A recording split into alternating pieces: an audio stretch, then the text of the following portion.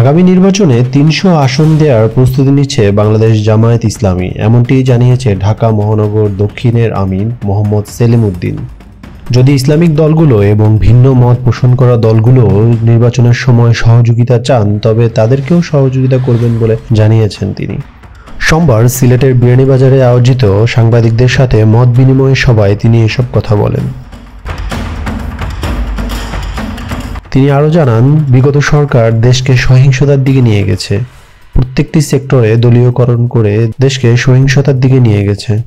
গত ৫ই আগস্ট ছাত্র জনতার অভ্যুত্থানের পর বাংলাদেশের মানুষ একটি নতুন দেশের স্বপ্ন দেখছে। সেলিম উদ্দিন বলেন, বিগত সরকারের সময় বিচারের নামে শুধু প্রহসন হয়েছে। তিনি আরও বলেন, দেলোয়ার হোসেন সাঈদীকে মিথ্যা অভিযোগে মামলা দেওয়া হয়েছে এবং তাকে পরিকল্পিতভাবে হত্যা করা হয়েছে।